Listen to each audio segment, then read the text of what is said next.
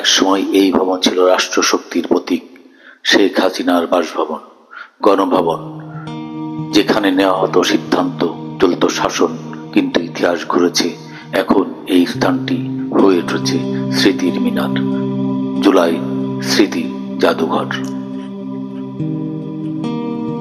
এই শাসকের পদচিহ্ন মুছে দিয়েছে জনতার রক্তাক্ত স্মৃতি।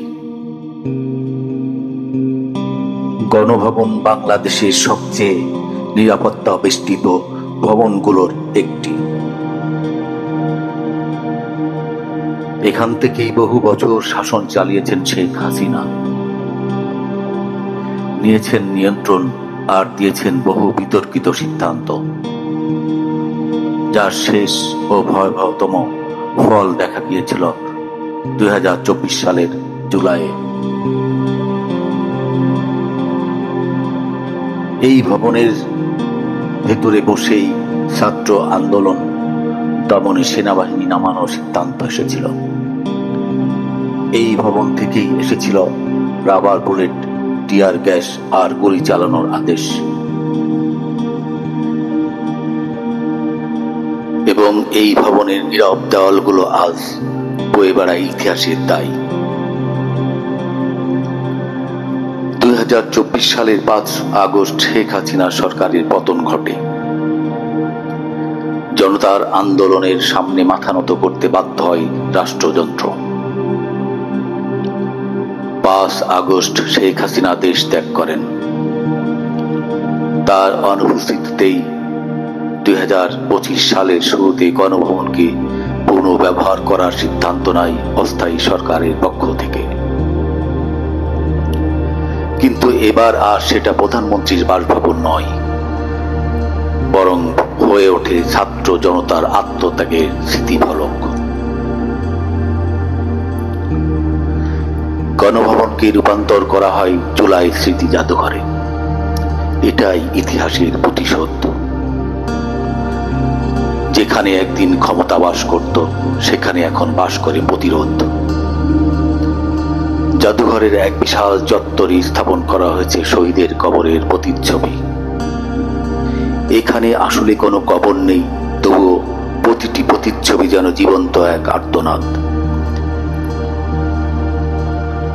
আবু ছাইদ, মুগ্ধ, মারুফ, সিয়াম, আসিফ, শাকিল, আরাফাত, সুমন, জোহা সহ হাজারো ছাত্র জনতা যারা এই আন্দোলনে জীবন উৎসর্গ করেছিল।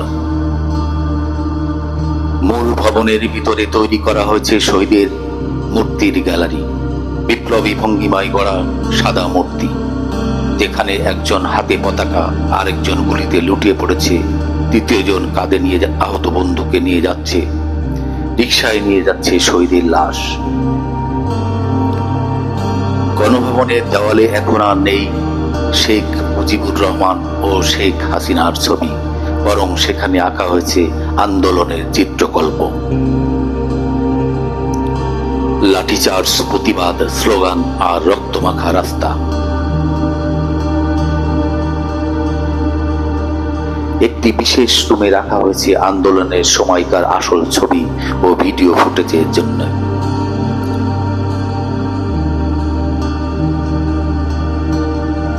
পুরো গণভবন পুনর্গঠন করা হচ্ছে শিল্পীদের হাতে, ইতিহাসবিদদের পরামর্শে, ছাত্রদের স্মৃতি, শহীদের আত্মত্যাগকে কেন্দ্র করে। সাবেক প্রধানমন্ত্রীর বেডরুমটি সহ সকল রুম, আসবাবপত্র সাজানো হচ্ছে ছাত্র জনতার ক্ষোভের বহিঃপ্রকাশ যেভাবে ঘটছিল সেভাবেই। এক পাশে শেখ হাসিনার ক্ষমতার চিহ্ন, আর এক পাশে ছাত্র জনতার গুলিবিদ্ধ ছবি।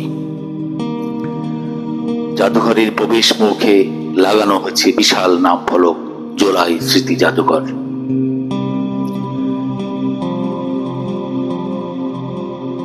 গণভবনের এই রূপান্তর শুধু এক স্থাপনার বদল নয়, এটি একটি রাষ্ট্র চিন্তার বিপ্লব। প্রমাণ করে ক্ষমতা চিরস্থায়ী নয়, আর জনগণের ঘৃণা পাহাড়ে ভেঙে পথ বানাতে জানে।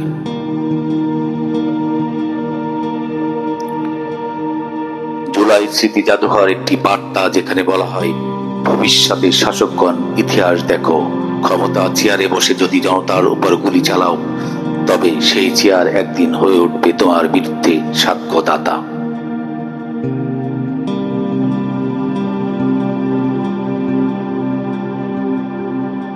শেরেবাংলা নগরীর সেই ভবন, যে ভবনে একসময় রুদ্ধ ছিল জনতার কণ্ঠ, আজ সেখানে বাজে প্রতিবাদের স্লোগান। এই রূপান্তর একটি বিজয়, যা বলেছে স্মৃতি কখনো মুছে ফেলা যায় না, আর সত্যকে চাপা দেওয়া যায় না। আমাদের ইতিহাসের চেতনায় একটি নতুন সূর্যোদয়। এখানে চোখে জল আসে, তবু গর্বে বুক ফেটে যায়। গণভবন এখন আর কারো ব্যক্তিগত বাসভবন নয়, এটি এখন বাংলাদেশের গর্ব, ছাত্র জনতার জেগে ওঠার চিহ্ন, জুলাই স্মৃতি জাদুঘর।